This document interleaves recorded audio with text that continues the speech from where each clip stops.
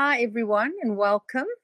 Today's talk is Spiritual Chat on Addictions, and the date is Wednesday, September 27th, 2022. So I felt that this was an important topic because many folks' lives are destroyed by addictions, either mentally, emotionally, physically, or financially. So whenever we think of addictions, the first thing that comes to mind is alcohol or drugs. But anything that is obsessive compulsive behavior, or should I say compulsive behavior, is an addiction. Anything that you really have no control over, the urge is bigger than what you have control over, would be an addiction. So some of the definitions of addiction: a neurological disorder characterized by a persistent and intense urge or need to engage in certain behaviors or activities. In other words, compulsive behavior, or participating repeatedly in behavior that has negative and often unhealthy consequences. A cycle of addiction caused by dysfunction in the brain linked to genetic and environmental factors. So when I was looking, they were on the internet because I wanted to get it more structured and not just me talking off the cuff. The three categories were behavioral addiction, substance addiction, and impulse addiction. So behavioral addiction would be shopping, gambling, internet or social media, video gaming, sex, pornography. So it's where you get a rush or high from the activity, similar to what those on substance, on drugs would do, or on alcohol. So you're getting the same kind of high, but just in a different way.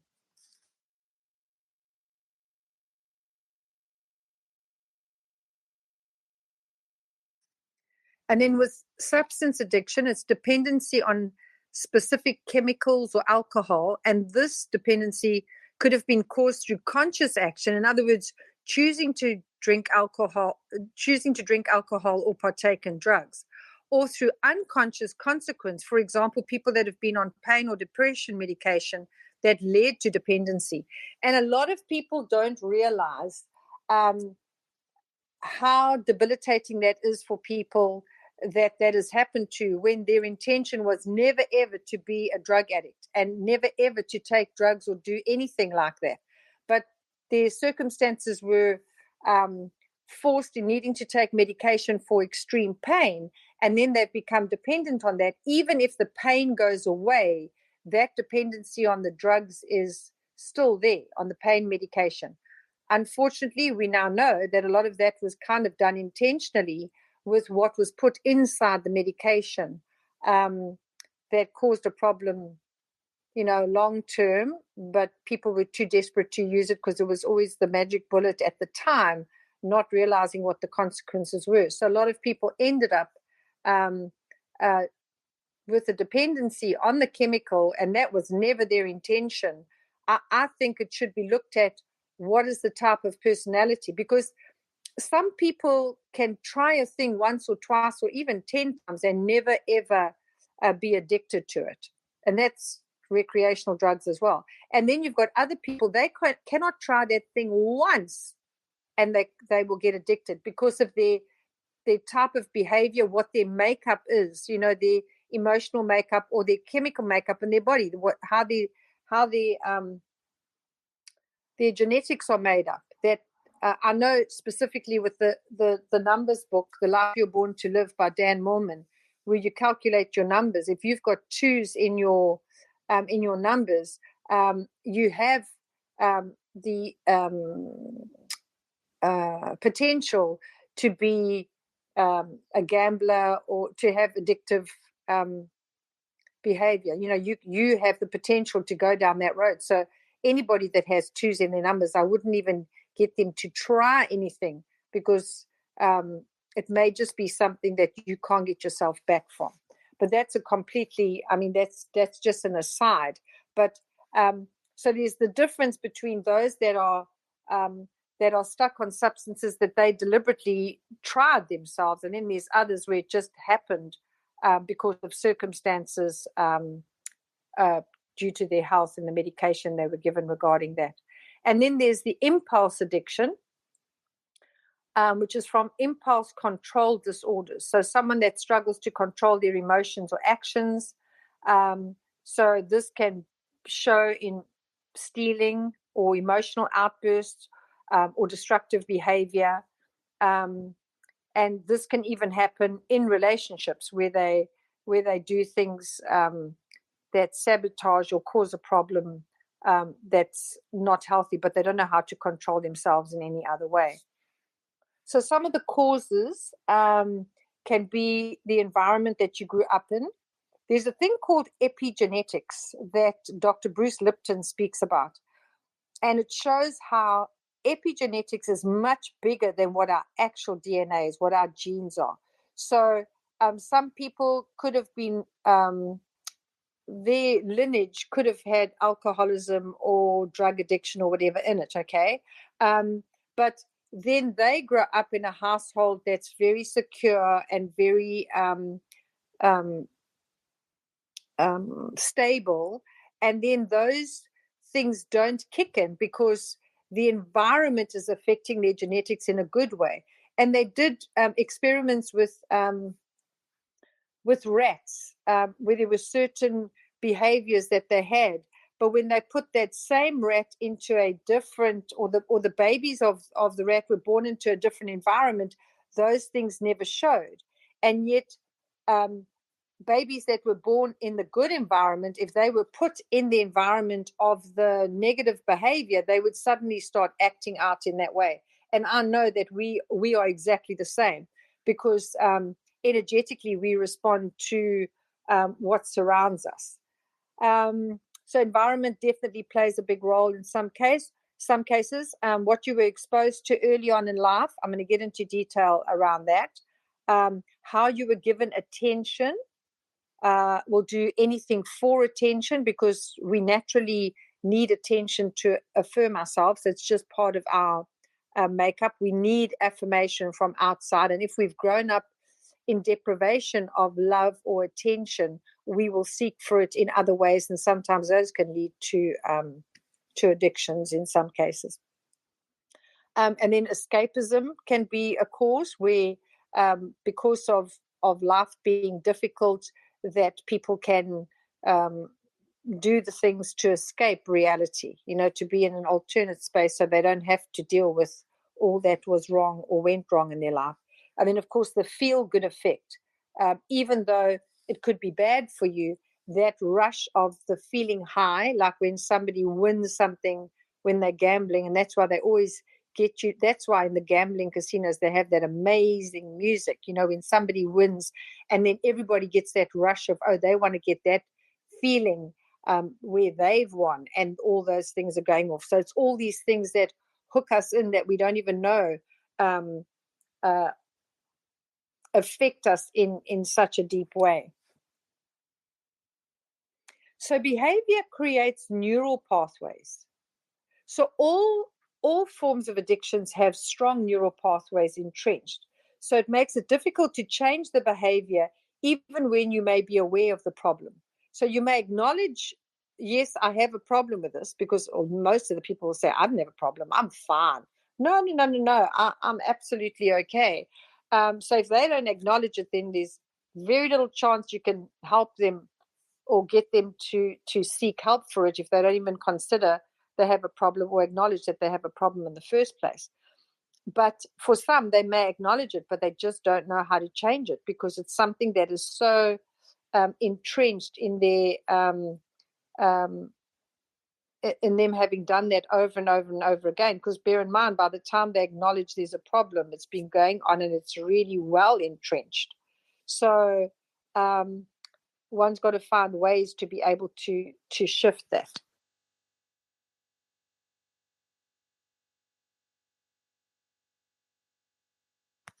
I just want to make a quick note here because I want to tell a story of Tony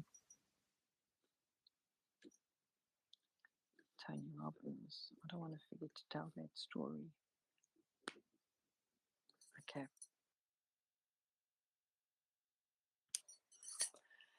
And so with sex, drugs, and alcohol addictions, often they are caused by experiences when growing up. And I'm talking on experiences that I've had over the 20 years that I've been in my healing practice, with people that I've come across, clients that have come to me, and excavating what the underlying causes are. And so I've found that often the experiences are rooted in the growing up years, the younger years, but then they show maybe later. But very often with abuse, whether it was mental abuse, emotional or physical, regardless of whether it was being beaten up or sexual abuse, the cause with a huge number of people, it was the cause with a huge number of people who were suffering from addictions. It was a need to escape. So they didn't want to remember all the stuff that happened to them. So they want to put themselves in an altered state so they don't have to deal with that stuff. Because with those kind of people, they are aware all of the time of all that was wrong in their lives. It's not that they are, it's something in the past that comes up every now and again. It's almost like their entire life is colored by what had gone on with them. So for many of them, they feel self-hatred, they feel shame, they take responsibility for what happened as if it was their fault, when in actual fact it wasn't their fault. And so they're unable to live with themselves or forgive themselves. And so, and in some cases, they've even said that if they had the guts to, they would have taken themselves out. So, I mean, it's always in this extreme state. And so then they have chosen the drugs or the alcohol in order to numb that part of themselves.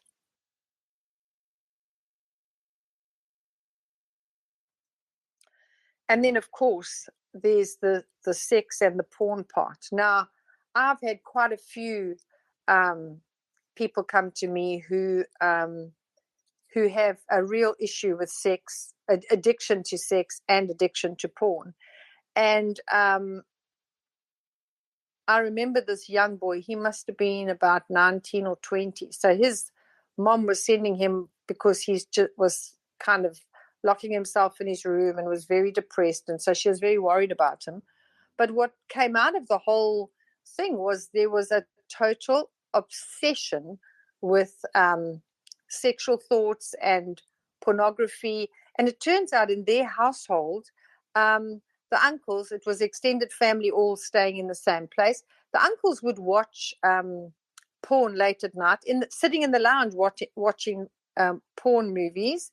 And the young kids of 4, 5, 6, 10 were all also in the lounge, either playing, but some of them were paying attention to what was going on in the TV. And some parents think it's okay to, sex is a natural thing, so it's quite okay for kids to know about it in advance, because then they kind of prep for it, and it doesn't matter if they have an open door policy and the kids walk in while they're having sex. Well, hell no, that is not how it works. Yes, we are all sexual beings, okay? But and you'll find that young babies will naturally touch themselves, and if you make too much of a fuss of it, that can also be a problem. But there's a level of maturity that is required before you expose a child to any sexual thing, because it is the easiest thing for a physical body, no matter what age, to be sexually aroused. To do that with a young child is causing a major problem for later on, because they don't have the filters that tell them what is right and what is wrong behavior.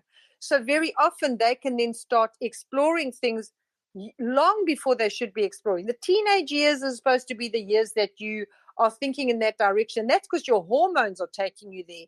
For children to be doing that under the age of 10, there's something very, very wrong. It kicks off a thing in the brain that is wrong, that doesn't help, and then they don't know what to do with it because they don't have the maturity to deal with it.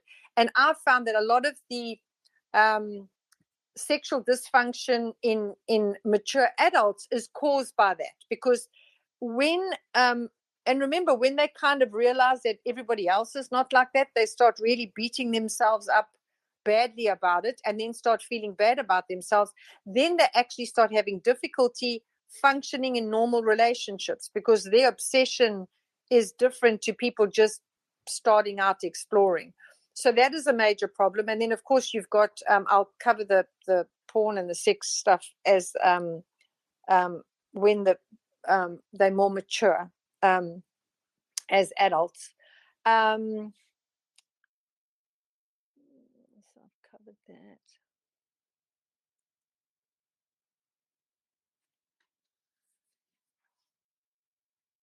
And then sometimes you've got where girls notice, especially if they didn't receive any attention at home from their parents, they kind of notice how men may pay attention to them. And so that it makes them feel good because they're getting some attention, okay? And so as they get older, they realize if they behave in a particular way, it will draw attention to them. And that can sometimes lead them into situations where they compromise and then they get a high from the attention, but then they keep on seeking that. And then I've had situations where those girls are now in a really good relationship. Their partner absolutely loves them. I mean, they've got everything they could possibly dream of. But the minute they start something starts setting off insecurities with them, they now start seeking validation outside of their relationship. So I've had it where those girls have come to me. So it's quite interesting also because I've heard both sides of affairs.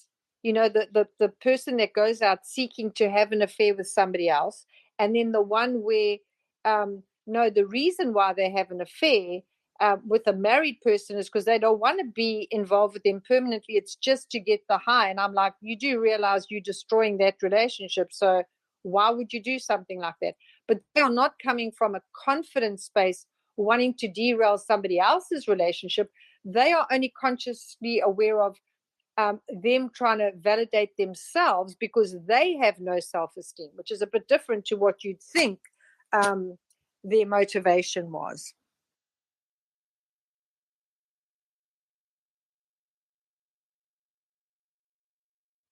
Okay, so I just want to give a list of the different types of addictions that I came up with. So, of course, there's alcohol, there's drugs, which is whether it's recreational or prescription drugs, relationships, shopping, gambling, food, sex or porn, smoking, video gaming, and internet. Who would have thought those things would have been on a list? And I think that the video gaming and the internet stuff, it's all to do with or very much to do with the indigo children, which are the ones that really get into the fantasy side of things. And this is not sex fantasy. I'm talking about fantasies of other worlds and, you know, sci-fi and all those kind of things because it's close to what they kind of remember. Okay, so let's do the alcohol first. So, and some people don't think they have a problem, okay? If you need to have a drink to relax or unwind all the time and can't relax or unwind without it, there's a problem. So not all people who drink are alcoholics. Some choose to have a drink, but others have to. When you have to have a drink, that's when it's a problem. So be aware of, and it's interesting because we had a couple of alcoholics in my family. And so my grandmother said, you got to be careful because I grew up with my grandmother. She had always said, because it's in our family, it's in the genes, one's got to be careful not to have it too often. In other words, if it's social, it's fine. And so in my mind, I always had a handbrake of you should never drink on your own. Because if you drink on your own, that's an easy, slippery slide to go down. But if you're only drinking when you are social or you're with people or it's a celebratory thing, that's a safe space to do it in. Of course, if you drink until you all fall down, even if it's in a social environment, that's also not good. So I'm saying all in moderation, of course. But so it's always good to have the thing in mind of not to drink if you're on your own. And if you need to, find something else to distract you so you don't have to, because I'll come to what is behind the behavior, what makes you reach for that drink in the first place. But I'll cover that. I just want to first talk about all the different addictions. And then drugs, there's the unintentional one, which I've said, to do with prescription medication or depression medication, and then it creates a dependency. But then you've got the other one where it can start off experimentally and then very quickly can end up with a dependency because of the high or the rush that you get with it, besides the escape that it provides. I mean, I remember when I was growing up, and the guys first started with weed. And then, I don't know if you guys get it in the States, but I know in South Africa they would have, you could mix the weed with a chemical substance, I presume, called mandrax.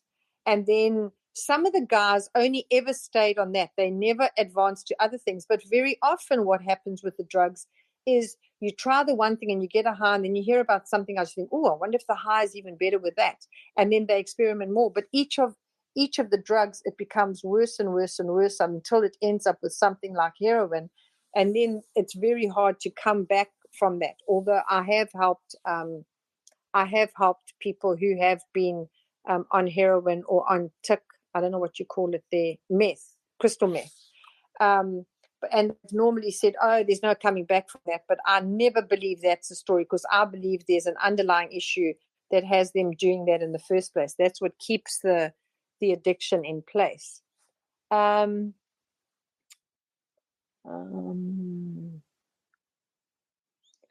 and then relationships. I know this sounds like, oh, please, man, relationship, that sounds pathetic, because, drugs and alcohol, that's worse. No, relationships can be just as bad. Like people who will not let somebody go. They've shown they're just not interested in you. They want to have nothing to do with you. They're not paying you any attention. In the individual's mind, they think they've had all the right indicators that show no, they're definitely into you, but they've created that in their mind, and then they won't let it go. And any behavior that's obsessive in any form, there is an imbalance there. There's something not okay. And that can lead to, I presume that's what leads to the woman that slashes the guy's tires, or the man that starts stalking the woman. That's all addictive type behavior, okay? That's all where something is not, those neural pathways are too entrenched with the obsessive compulsive, and they don't know how to change it, okay? So relationships are ones that people, they don't even register that they're obsessing about a relationship. And so, but they hang on tooth and nail to their own detriment. And it's crazy, actually, because sometimes with those very people, there's someone else that's completely into them, but they're not paying attention because they want that person, not anybody else. Then there's shopping. So, we call it retail therapy, and it's harmless most of the time because it does make you feel good. However, when it becomes to obsessive compulsive behavior, it's developed into a destructive behavior like gambling. So that's when people run up debt, being unable to control themselves. And unfortunately, before, it used to be where people would go out to do the shopping. The online shopping has made it 1,000 times worse, because people would just order and order, the high of clicking the fact that they've bought the stuff.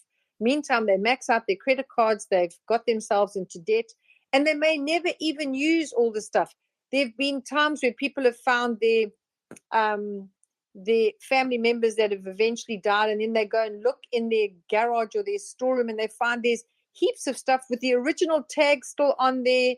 The boxes have never been opened, and nobody even knew that they had a problem with shopping. Now, the shopping thing is also something that's related to manic depressants or bipolar disorder, because they get manic one way or the other. So they're either down, and they're so down they climb into bed and pull the duvet over the head and stay there.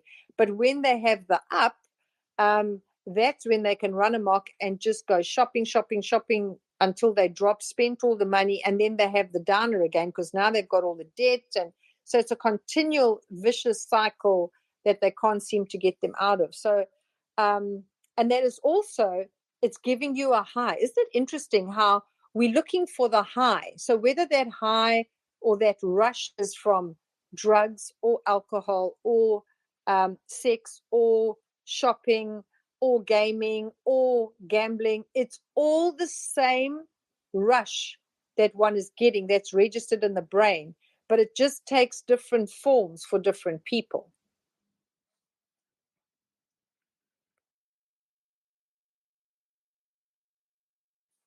So gambling is a big one, it's also to do with the high, and it's not too different. So the gambling can be whether it's horse racing, whether it's playing poker, private games, or whether they're in a casino. It's always that rush to, and it's also the dream of wanting to make big money instead of actually knuckling down and finding something where you really know that if you put all your effort into that, you will be able to achieve what you want to achieve. But it's that quick, wanting a quick result from something, and that's never, ever, ever realistic. Very rarely has somebody won a jackpot and been able to retire. I mean, I know people who we've got a lotto here where you can take a lotto and then they will spend thousands of rands to buy different lotto tickets to make sure they're in a draw. And of course, the lotto is always mega amounts of money, like $1 million or, 100,000 rand today for a quick pick. And then people will spend thousands of rands. Of course, that's adding to the kitty. And that money's not all getting paid out. And I always say to them, but you only need to take one ticket. If you're going to win, you're going to win with one ticket. You don't need to spend all your money and then you end up without money, because why are you taking the ticket in the first place? You obviously need money. So don't go blowing it. Just take one ticket. And if you're going to win, you're going to win with that one ticket. But because of all the way that they publicize it and all the excitement that they build up, it gets everybody on a high. Imagine if I was the one that won that. So that's no different. So even taking the lotto, that's no different to gambling in any other way. In the casinos, it's even bigger because of all the noise that's associated with it. It makes it really exciting. So the gambling is a major problem because people will steal from others they'll take and sell their mother's jewelry and all kinds of stuff to finance gambling. Not too different to what they would do with drugs, So it's not a silly addiction by any means. And then food addiction. Now, people don't think food addiction is a major thing. Like some people will say, oh, they're addicted to chocolate, and not really think there's, it's not a big deal. People don't pay attention to it. But there's always an emotional issue around food addictions.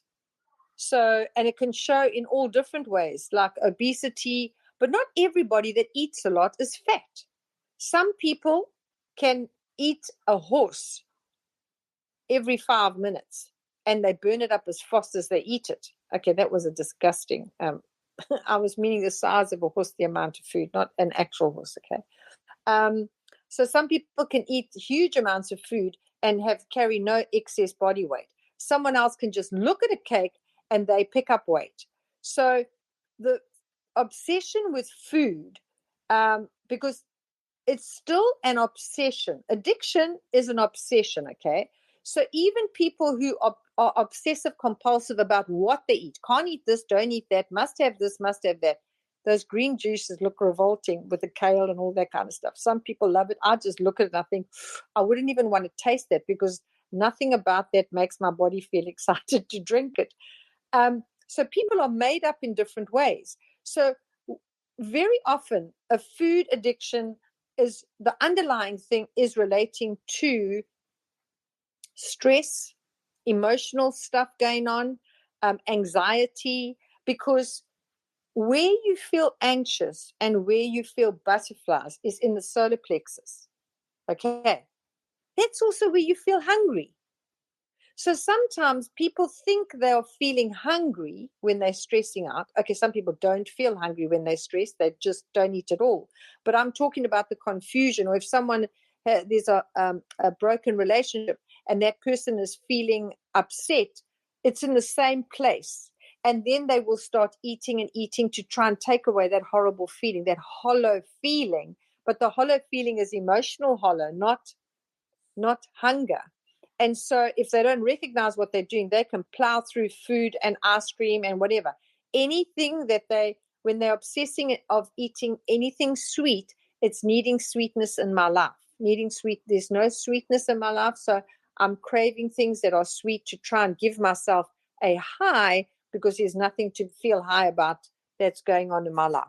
So food is really a problem. But again, if you find out what the underlying issue is, when I deal with clients, I say to them, so when you feel like you want to get up in the middle of the night and get into that tub of ice cream or the chocolate, what are you feeling?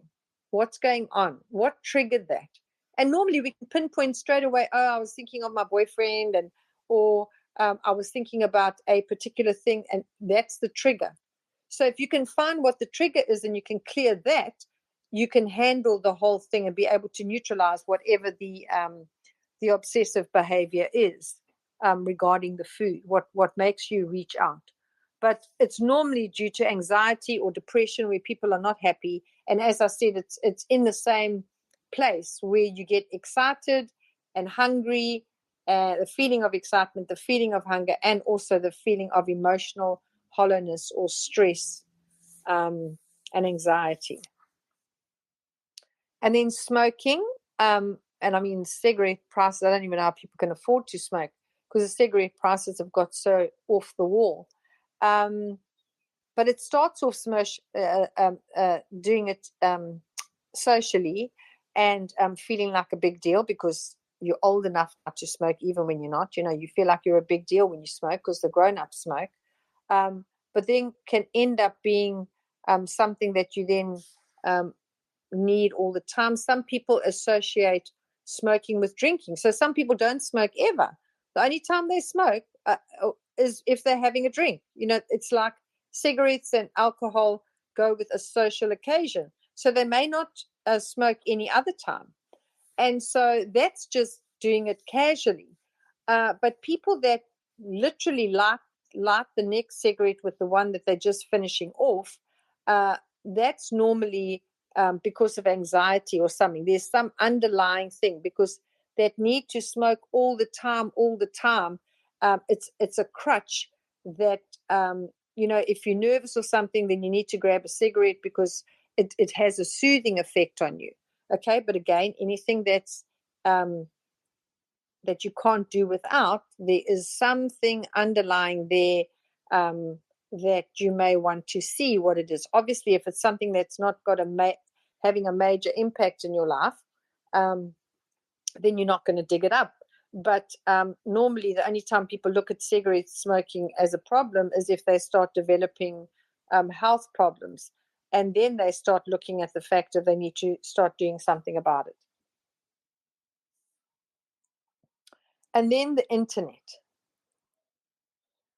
So, and that's if the need to be on social media all the time. I guess we're all we're all addicts to Telegram. Hey, I should have had one that said Telegram. No, I'm only joking. But this is a different kind of thing where it's the need. Now, I'm looking more at people who they don't really socialize much. So I think social media was a really good thing to keep a lot of people sane and coping when the whole lockdown stuff started happening, because it cuts a lot of people off, especially if they were on their own at home or they didn't get on very well with their family members that they were stuck with. At least they had the escapism of social media, so they were able to watch videos on YouTube and be able to communicate, to do things via Facebook and stuff. But when one is doing that, where you can't even be at the dining room table without looking at social media all the time, or people go to a restaurant. I mean, there have been quite a lot of comical little videos that have been done where you see the mom, the dad, and the kids, and they're all sitting at the dining room table eating, but all of them are involved with their electronic stuff, and nobody's even talking to each other. So it's completely separated people from each other, where they don't feel the need to engage in human contact, and so that can be a problem, because of course with the internet you've also got the massive kick of cyberbullying, because a lot of people who are introverts or have been bullied in school or whatever and are unable to lash back there, they have become big bullies on social media, because they can hide behind the fact that they're not face to face with the person. So it's easy to call somebody names and to be really nasty to them when they're not going to punch you in the face because they're not in front of you. So some people get big kahunas and brave to do things that they would never do if they were physically in front of somebody. And that can be extremely dangerous, because it can set other people off in ways that they will seek you out physically. And then what are you going to do about it? So the internet thing is really, really a big problem. As good as it is, there are definitely the bad sides that are where it can lead to dysfunction because of the compulsive behavior that can be associated with that. And so it can also create an imbalance with the individual, because it disconnects them from real life. And so they're becoming more and more virtual, and then they can become socially awkward, because the way that they behave when they're not with people and the way that they are with people is two different things, and some may think they can only be themselves when they're on social media, but they can't be themselves when they're physically with someone. But the whole purpose is if you can do it on social media, why can't you be yourself when you're with people? But normally they feel on social media, people can't judge them because they can't see them. And if they do judge and they don't really care, they can just disconnect from them. So it can amplify some of those kind of issues. And then you get some people that play out bad roles and good roles depending on their mood, and that can lead to issues that can be disastrous. And again, the internet, social media thing, that is very much about escape from real life. So they live vicariously through others. They follow other people obsessively, seeing where they're going, what they're doing, who they're with, and that can lead to them feeling bad about themselves or judging themselves and thinking, oh, these other people have such amazing lives because they tell all their story of what's going on. But I've seen some of those people, and the reason why they tell all that stuff is because in real life they're not like that at all. It's all just how they've made themselves out to be in order to impress others. But because we take everything on face value and believe what we see, we don't question it, and we think that our lives are terrible while everybody else's lives seem to be going just fine, which kind of gives like false information around that. And then, of course, for lonely people, it makes them feel part of something bigger, but again, can also make them physically not wanting to be social with anybody. And then video gaming. Man, oh man, I think video gaming is a big thing, and I would say it's directly related to the indigo children, because I think that's where the gaming kind of started. So the indigos are very sharp brained, but they think much bigger than real life. And so the video gaming, that imagining of other worlds and and doing all kinds of creative things, flying through the air, being able to do all these amazing warrior-like things, that would be right up their alley. It would stimulate their imagination into all those kind of things. And that also provides an escapism, because life is really difficult. Indigos were never understood. They spoke too much. They asked too many questions. They were just always picked on for questioning the teachers, or beat. What do they call it? Dancing to their own beat. Having the beat of their own drum, not following what everybody else was doing. So they always looked like they were the outcasts, the outsiders. And so the video gaming allows them to escape from all of that, so they don't have to deal with real life. But then that can be where they don't do their studies because they want to play games. And then, of course, this what's it called? There's a platform. Can't think of the name. I'll think of it just now. Twitch, I think the platform is called, where that's a big gaming platform, and there can be like 2 or 3 million people watching one guy playing the game. And that same guy can chuck his stuff up, smash his screen, do all kinds of stuff. I mean, it's mad stuff, mad behavior. But everybody's watching him because they want to see, will he win the game this time? Is he going to advance to the next level? So it's always that, what's going to happen? It's like the rush that goes with that. But that can also become obsessive, where you feel like you want to be part of that all the time, and then seeing that you are with another million lot of people all watching at the same time, it feels like you're part of a greater community. But all of that, if that's the only thing you are interacting with, and you're not socially having a normal life as well, that is not a healthy thing. So those kind of things also are not, when I'm talking about addictions, I'm talking about addictions to that are destructive to you, that are destructive to your life. Okay, so one can be addicted to watching the cooking channel. So yes, that can be obsessive. Even better if you're cooking all those meals that you're seeing. But if you are, it doesn't stop you from doing other things, because you're not going to, well, maybe. Just depends on what your personality is. But it's not destructive in any way, because you're not spending money for it, and it's not affecting you in as bad a way. Although the more I think about it, it's like, no, there can be some people who will watch TV all day, won't clean their house, won't cook, won't do anything, because they are, again, that's another form of escapism. But it's back to internet, social media. It all fits into the same thing.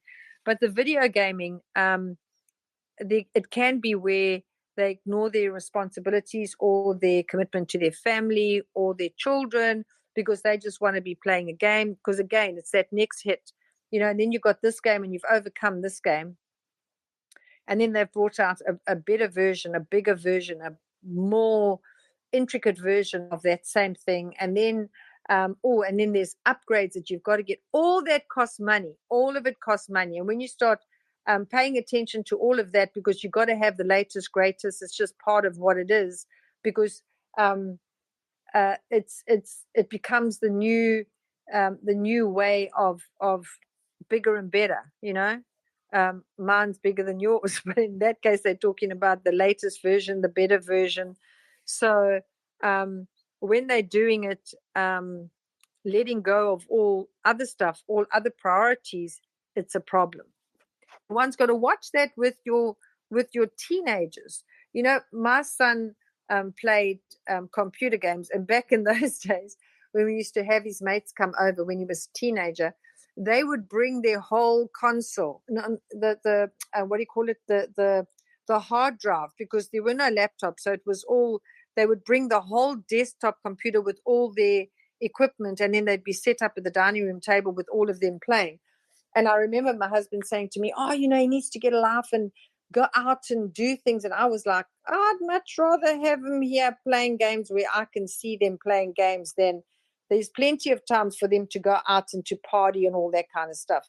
So I was very grateful when my son only started wanting to party when he was in matric, and that's because the matric boys would want to go out because they had, and I think that only happened after they'd done a school play, and the school play was a musical with boys and girls. So he went to an all-boys school from grade 1 to grade 12, and then it was with the sister school that was the girls, and so they got to know the girls through the play, and then they wanted to go to these under 18 discos where there was no alcohol served, and so that they could meet the girls there. So that's kind of where the girls became on the radar, because it was more all video games. And so I don't have a problem with that, because then he only started wanting to do those things older. So then he was more mature to handle those things, where some of the boys, when they were going, because some of the boys are big for the age, so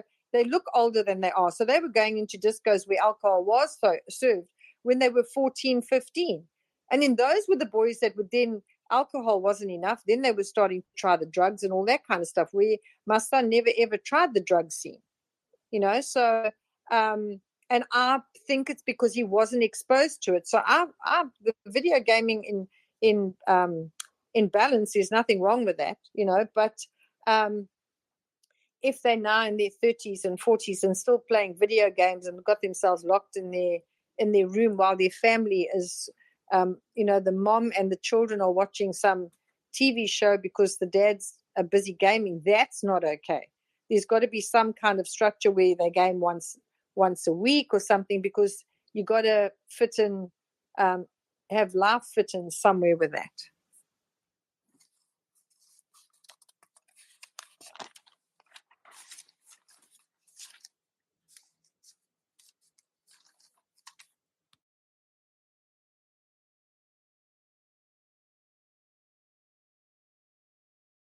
Are you still with us, Allison? Oh, thank you. What did you last hear? Because I've been talking to a blue mark. Oh my goodness. How far did I speak up to they must know that they got to live their life as well, not just live they got to have real life as well, not just be playing the games. Is that as far as you heard? Yes, ma'am. Oh my goodness, sorry about that. Thanks for intervening then, because I could have said a whole lot and completely lost the train of thought. Okay, so, and then of course we're back to the sex addiction. And there are way more people that suffer from this addiction than we are actually aware. I think it's because of me being doing the work that I do with the energy healing, therapy, counseling, and all that kind of stuff, that I've become aware of how bad an issue it is. Because this is not just pertaining to someone that looks like a pervert. It's got nothing to do with weird stuff. These are people that, and South Africa kind of, we weren't as exposed so early on because we had more difficulty getting pornographic material as far as the books or whatever was concerned. But of course, now when you've got the internet, there's all these internet sites that you can go on and watch porn without a problem. So whereas before they would have had to go hire a porn movie in order to do it, and that wasn't available initially, now it is available, or they would have had to find ways. Now they can just go on the internet and nobody would even know. So you got people that look that are accountants and attorneys and what you think is upright living people in society, and they can have porn addictions, and this stuff is going on behind the scene. And then sometimes they'll say they're busy on the computer at night when their wife has gone to sleep, and then meantime that's when all the stuff starts happening, and then the wives find out about it, and then they just say, oh no, I was just bored, I was just on there for 5 minutes. But it starts becoming an obsessive thing. And the problem with that also is if the relationship is in trouble and the wife, because for women, they feel they need an emotional connection in order for in order to have the sex act. They need to feel loved and cared for and supported in order to do that, because it's like an extension of feeling loved. Whereas not all guys think that way. So if a woman is not feeling loved and cared for, that's the first thing that kind of shuts down for her.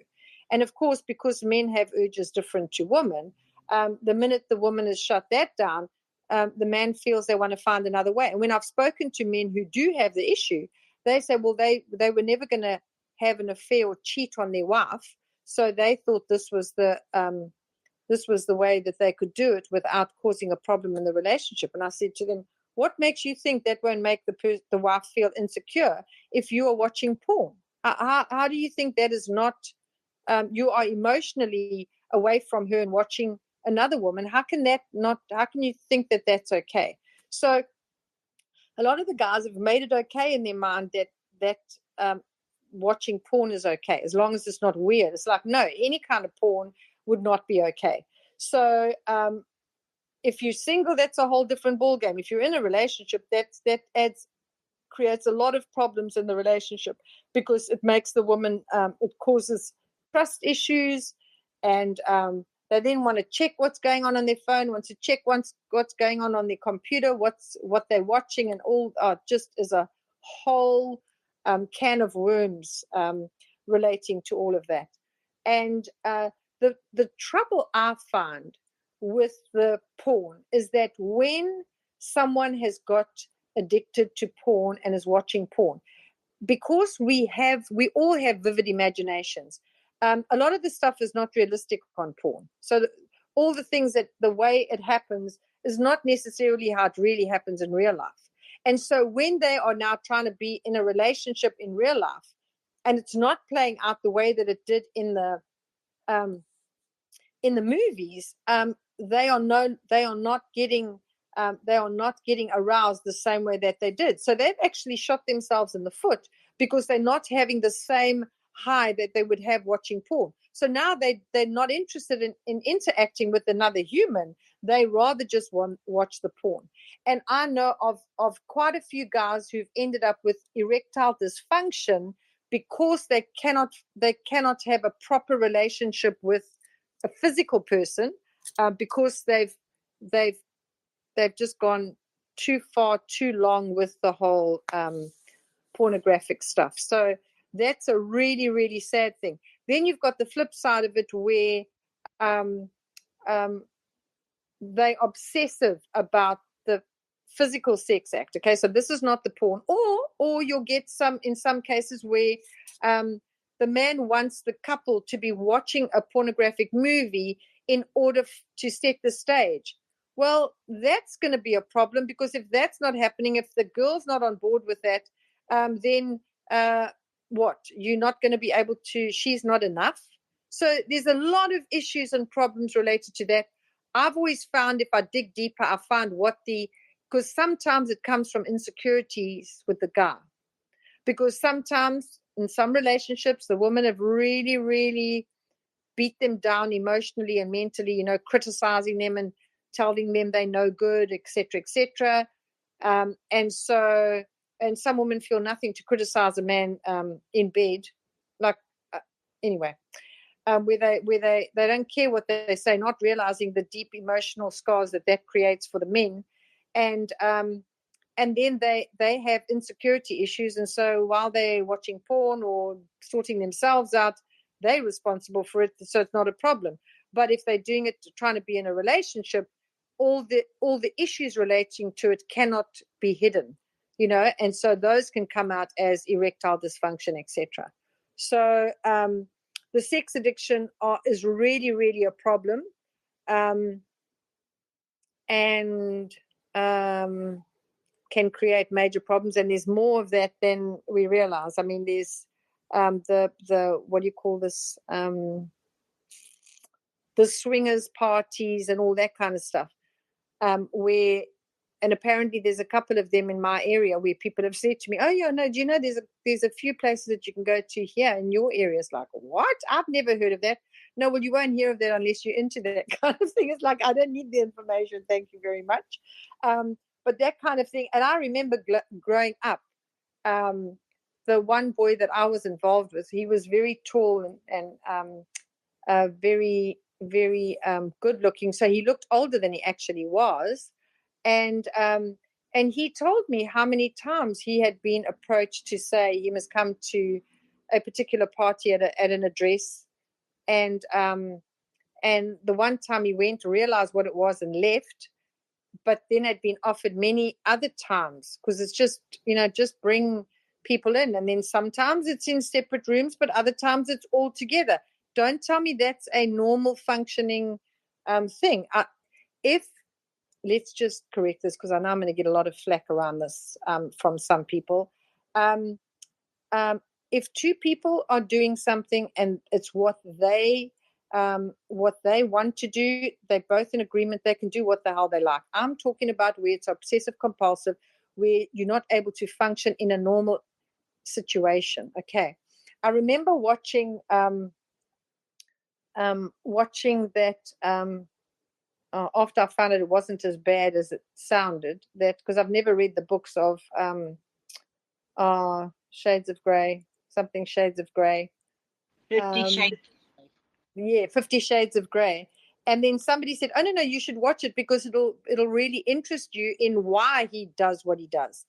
And so when I watched that movie, I was watching it from a therapist's perspective, and because it wasn't too out of hand, it wasn't too graphic, and it was very interesting that they could do all that sex act, but no intimacy. So there was no kissing, if I remember correctly, and also no hugging or cuddling. So, and it turned out it was because and that I think only came out in the last one. It turns out that an older woman had got hold of him, and I think he was like 14 or something, I think he was 14. And it was a woman in her 20s, one of his mother's friends that had got hold of him, and of course would just do the whole sex deed with him and then leave. There was no cuddling, no intimacy, no kissing. It was just the sex act.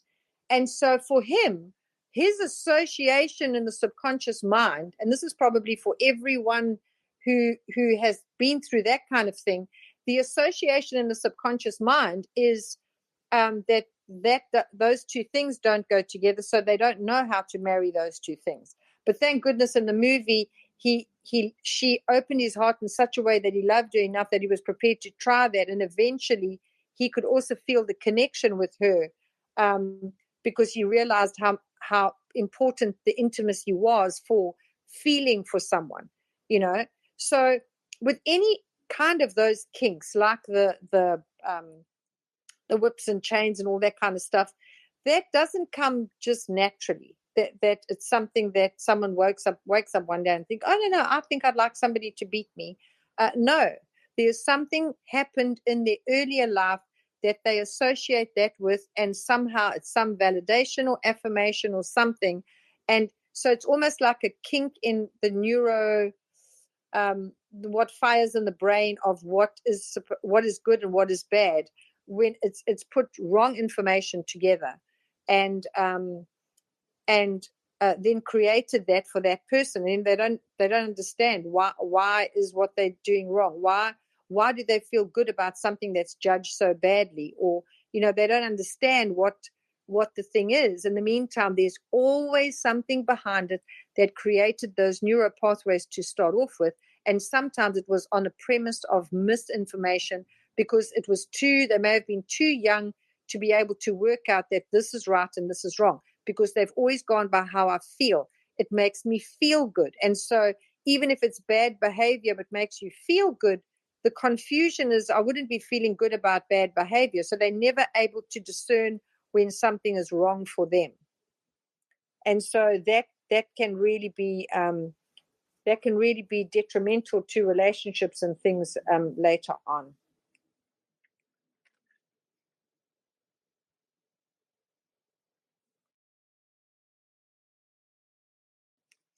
Okay, so one of the things that popped into my head, that's where I wanted to quickly write it down. So there was a thing that I read.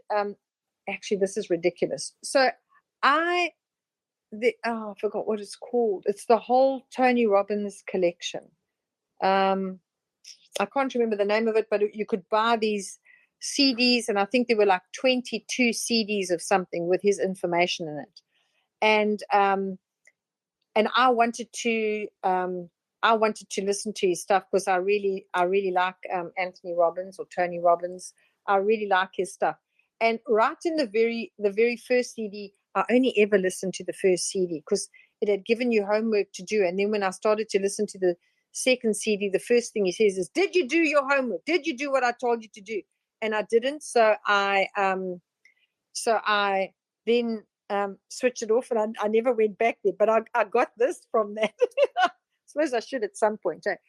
But the first that first CD, he was talking about, he's made a whole recording of his stuff, so he doesn't have to go and do the courses anymore. And this way he can get to all the people in the world. And he said, but here were these people still insisting that he do the lives, so he started charging a fortune to do the lives. And he said, the people would still pay it. So he thought, okay, well, and I think he was in Hawaii, and he was doing this presentation. And there was this woman who came to him during the break, and she said, can I please speak to you? And he said, yeah, sure. So she said, well, my husband and I, we're having problems, Abby. And he said he had a glass of water in his hand, so he dipped his fingers and he flicked it in her face. And she said, what are you doing? He said, no, tell me. She said, no, why did you do that? He said, no, it's okay. Just carry on telling me the story. So she was very cautious about saying anything. And then she said, well, my husband and I, we're having problems. So he took the whole glass of water and he threw it over her. And she was spluttering and coughing, and she was all wet and laughing because it was so ridiculous what had happened. She said, what are you doing? And he said, no, don't worry about that. Tell me the story. And he said, thank goodness these people realize I've got their greatest good at heart, because the woman was like, no, I'm not talking to you. No, tell me the story. And he said, well, my husband and I are having problems. She told him the whole story without being emotional or anything, right to the end, where she actually worked out, actually, I suppose I've been a problem as well, because this is what I was doing. And he said, do you know what happened? He said, I scratched across the groove. He said she was getting into the rut. So you got those neural pathways running. It's like a record. And for each time it's going around, that groove is getting deeper and deeper and deeper and deeper. The more you talk about the stuff, that's why when you complain about stuff in your life, it spirals down and down and down, because you're digging a deeper and deeper groove. And so what you need to do is you need to find a way to scratch across the record, because then once you get it to jump out of the groove, it can never go back there again. So one of the things he was recommending, for example, if you're a person that worries in the middle of the night, if you're a warrior, and you wake up in the middle of the night and you're obsessing about something, he said, do something completely ridiculous, because as you feel you can't get yourself out of that groove, he said, do something ridiculous. Take your clothes off and run around naked in the garden. It's at night, so hopefully nobody's going to see you. But your mind is going, what the hell are you doing? We're busy in this. What are you doing? Why would you be running around naked? It's got to be something that shocks your mind out of the groove where it was at. And he said, and the mind's not a stupid thing, so don't try and do the same thing twice. He said, the next time, climb into the shower with all your clothes on. And again, it'll be like, what are you doing? You will find that you can't obsess about that same thing again. Once you've scratched across the groove, it can't go back the way it was before. So I just wanted to give that for anything where you feel, because that might be a good tool for anything that you obsess over, whether it's worrying, whether it's some addiction of any kind. While you're in the throes of doing it, do something mad that will shock your brain, because what it does is it shocks that neural pathway into something different. So I highly recommend that. And then the other thing is, so different solutions. So in the case of, for example, the internet or social media or video gaming, find something else that you are also interested in, that you can really pour yourself into that, so that it is something you can add as much energy to, that can pull you away from, like when they say if you want to give up smoking, then find something else, because a lot of the time they say it's the habit of having something between your fingers. So then they say put something else in your hand. So put something else in your fingers, as if you're smoking. You've got the action going, but you're not actually inhaling it. You're not sucking on a cigarette and you're not inhaling anything. So find something else to keep your hands occupied, even if you've got a pen or a pencil in your hand that is doing the action, but you're not actually reaching for the cigarette, because it does something else where it's shifting what's associated with that action. And so if you can pour yourself into something else, like maybe do some sport activity or gym or running, find something that's a healthy obsession, although that can also be ridiculous, where you get people that they got to be up early in the morning to go to gym. I'm not one of those. And then straight after work, they got to be in the gym again, because again, it's the high, getting the high from those endorphins of by doing the exercise. And so I understand that, and that's much healthier, unless it's breaking down your relationships. But that's a healthier obsession than maybe spending hours and hours in video gaming or on the internet or social media. And then regarding addictions to do with sex or alcohol or shopping, or let me just find my list quickly.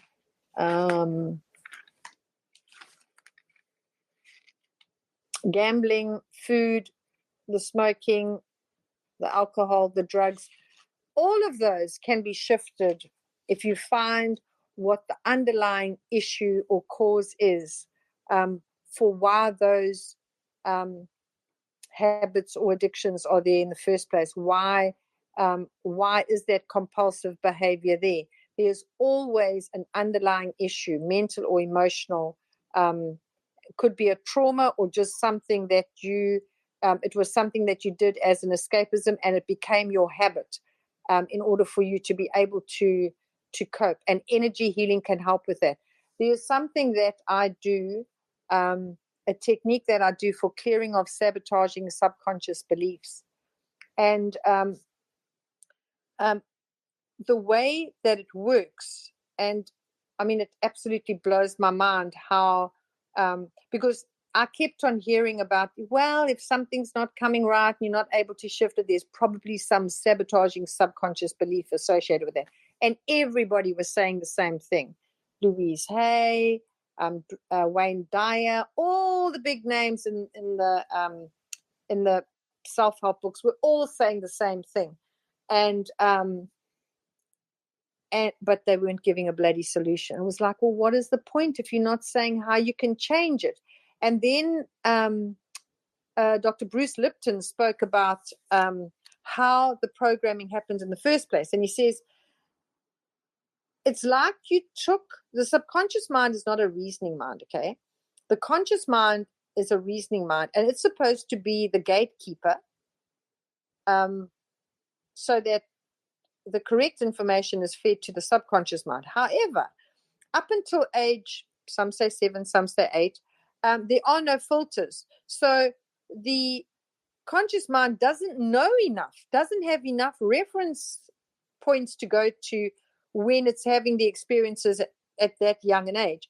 So everything is going straight into the subconscious mind, and some of it is put together mistakenly because it's just monkey see, monkey do. So it's just I see it. Oh, so when someone dies, then I get given a doll. If my mother dies, I get given a doll. So that means every time I've given a doll, somebody's going to die.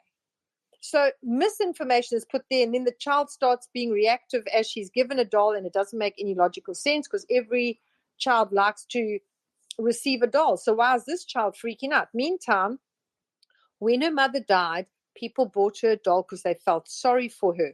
Her subconscious mind put the doll and great loss together. So every time her subconscious mind kicks up that expectancy, okay?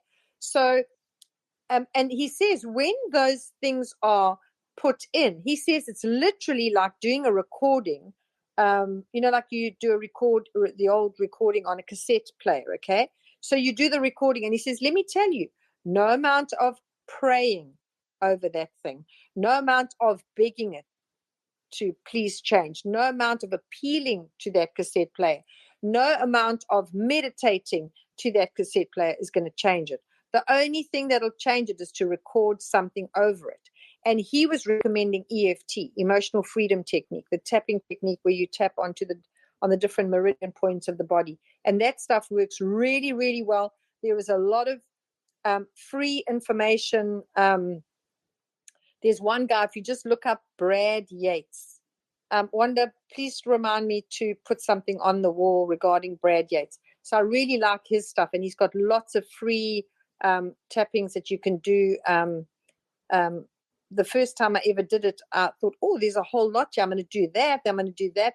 The next day I couldn't touch around my eye. I had banged really hard on the different points, not realizing you just have to do little gentle tapping in order to access the meridian points. Okay. And so the EFT, he reckons, is like Bruce Lipton says that's like recording over the programming that's there. So there's certain things that you talk into of you first speak the issue and then you change what you're saying. And as you're tapping into the meridian points, it's literally tapping that information into your energy system and into your DNA. It's really, really powerful stuff. And there's also Nick Ortner, the tapping solution, their stuff, which is also absolutely amazing stuff. I'm not sure. I bought the actual book called The Tapping Solution, and it was through the tapping solution when Nick Ortner had nobody could tell him what EFT was really doing, and he ended up doing a whole investigation himself, and then he actually put all the information in there to explain where EFT actually came from. So I'm going to tell, obviously I need to tell you this story about that, but remind me to, if I forget to tell about the other thing that I do. But so with the EFT, what had happened with the original guy was he was a psychologist, and he had this woman coming to him for over a year. And they were doing the usual thing according to the psychology guidelines of rehashing it and doing this and doing that. But this woman was absolutely obsessed about water. She couldn't bath her kids. She had a total phobia about water, and she couldn't. She had a problem even washing dishes or washing hands or having a shower herself. She was it was beyond a joke. And he had been busy with her for a whole year, and nothing had changed. When it was like it had been the 12 months, and he said, okay, now there should have been an improvement. So I want you to sit by the pool and try and dip your toe in the water. And so she was sitting on the side of the pool and slowly edged herself forward and tried to dip her toe in the pool. But she was sweating, and he thought, no, man, there's just something else. So he said to her, so tell me what's going on in your body. I might have misremembered this a little bit. But it's along these lines. And I think she was feeling a knot in her stomach. So all the fear was maybe in her solar plexus area, which is actually your solar plexus that's where your stomach is also, the physical stomach. Your stomach is not what we call our stomach. What we call our stomach is where our intestines are. So the stomach is where the solar plexus is. And so she explained to him where she was feeling it. And on a hunch, I love it when these guys do a hunch, he had her tapping under her eye where the stomach meridian was. I think the stomach meridian is there. Can't remember now. But anyway, he just said to her, okay, keep focused on that feeling, and just keep tapping there, keep tapping there. And she was sorted. And at the time when the book was written, I think this might have been 20 years on, she never, ever had an issue with water again. And so when I did this training something happened to me where I went for a session for kinesiology, and then this guy did this technique on me when I was talking to him about something that I had thrown everything that I knew at it and nothing was working. And then he said, oh, no, we can do this. And it picked up something from a great-grandmother 20 generations back, or something ridiculous that had been activated when something had happened in my life. And that's why I found myself where I was at that point. And within a week, that thing was sorted out. And I phoned him and I said, oh, my God, what did you do? And he said, well, I was waiting for this call because we just cleared the sabotaging subconscious belief associated with that. So I said, oh my God, do you teach how to do this? And he said, yes. And I went and did the training, even though the training was the Saturday and the Sunday, and the Monday I was going to Norway on a color conference. And I thought, oh my gosh, that's crazy to do a course before I would be leaving. Then I thought, no, I'll pack the week before, but I am definitely going to do that training. And so how he couldn't explain to me how it works. He said, oh, just do it. It's kinesiology. I said, if I say I do kinesiology, people are going to look to me to do a whole kinesiology session. That you taught us was one thing. It was not kinesiology as in what kinesiology is. So, and every time I was doing anything, I was saying to him, do you know you can do this? And do you know you can do that? Because I never do a thing according to as I was trained. I always take it to the next level because I never limit it to what the initial thing is, because energy there's no limit to what you can do. And so by the time I said to him, I kept on phoning him and say, do you know this? Do you know that? Have you tried it with this? Have you tried it with that? And so then I was about to go up to Durban, and I was going to be doing sessions and teaching. And I said to him, please, can you give me the splurb on that? Because I want to put this on my website, and I want to tell people I offer the sessions. And then he said, well, call it what you want and describe it any way you want, because the way you use it is not the way I taught you. So I said, oh, okay, that's fine by me. And so because when I was asking the questions of what's working, I found the answers in the tapping solution. And of course, coincidentally, the universe brought that book into my life at that point in time when I started reading it. And he gave the description where he says that, so when something is triggered, it's like everything that happens in your life goes into a folder. So if it's all related to grief, then all that stuff goes into a folder related to grief. Okay. If it's anything that the subconscious mind feels is something for your survival, because the subconscious mind's only function is your protection and survival. Okay. So anything it looks at, is it life or is it death? And in some cases, it can think, oh my gosh, this must be death, because life as I know it is never going to be the same again. And that's why divorce and moving house and immigrating and relocating provinces or states, the subconscious mind reads all of that as if it's your own personal death, because it still feels the same because of the unknown. Okay. So that's why they say those are the biggest traumas that can happen in life, including loss. So, and it seems ridiculous, but it's because of that impact that it has on the subconscious mind, because it doesn't know what to expect. So it's expecting death, okay? Personal death. So when you open up the folder relating to something, it's like I get a visual in my mind, like the subconscious mind opens up the folder and spews it along the floor saying, look at all these times that I saved you. And it's like, no. That's sabotage and sabotage and sabotage and sabotage. So you've got to give it something else to make a choice differently.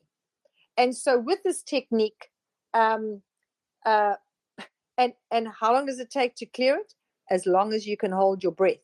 So you get to the point where you are holding your breath to shift whatever the issue is, and the subconscious mind is thinking, now you're going to breathe. Now you're going to breathe. Look at all this. Look at all this. Now you're going to breathe. Look, oh my God, we're going to die. She's not going to breathe, or he's not going to breathe. I need to make him breathe or her breathe now. And in that moment that you are forced to take the breath, the subconscious mind has just said that your next breath is more important than all of this other stuff. And all that other stuff now becomes a low alert thing that is chucked in the back of the cupboard of the subconscious mind. And so with that technique, I have been able to help people, besides the energy healing, but to be able to clear the urge that they get relating to the different addictions or phobias. It's all the same thing. So what is the underlying? What are you feeling? When you are reaching for that next joint. Okay, some people don't want to be cured. I'm aware of that, of smoking weed or whatever. I understand that, but I'm talking about when for that next shot of heroin, let's say. So what are you feeling in that moment? So you're feeling unloved, not good enough, not worthy of anything. So that makes you reaching because you feel really bad about yourself. Well, put yourself there, and we are going to do the shifting of the thing, and we can easily do it long distance. I've got many clients that don't come face to face because they are all around the world, but we can do it where they holding their breath there while I'm doing the technique on myself, surrogating for them. In other words, I'm them. When I'm tapping it on my body, I'm doing it on me as if I'm doing it on them. And the shift happens because they can check themselves afterwards. How do you feel before? How do you feel after? Now, when you look at reaching for that drug, does it still feel like you need it? Well, there's still some things, and maybe there's something else. But normally, a shift happens instantaneously with some of the stuff. There may be other levels of things, but those shifts happen quite massively with a clearing of sabotaging subconscious beliefs. So it would be a case of excavating. What is it? When have you felt that way before? Because every single time anybody has got any form of addiction, before they reach for the glass of wine, before they reach for the drugs, before they reach for anything, there's something going on in their body that they can identify. They're feeling less than. They are feeling disempowered. They are feeling the need to do something to make themselves feel better. And if you can identify that underlying thing and where did it stem from initially, one can change it. I do not believe that that there's nothing you can do. Well, they're on heroin now. There's pretty much nothing you can do. Or they're on this drug. They're on what they call crystal meth. Oh, no, you can't get off that. I do not believe any of that. I believe everybody can be healed of anything. We are all energetic beings. If we can shift the energies around the individual, they can heal. Their body knows how to self-heal. You just got to heal the fragmented parts of themselves and pull it together and empower them, and they can achieve whatever it is they put their mind to, and they can definitely overcome whatever. I don't care how big the mountain looks. At the end of the day, you get down to what empowers me. Because if you're in an empowered state, you would know exactly how to shift anything. So whether it's a shopping addiction, whatever it is, I believe that it can be shifted and it can be healed, and that you can get your life back together again. So on that note, I'm going to open to questions.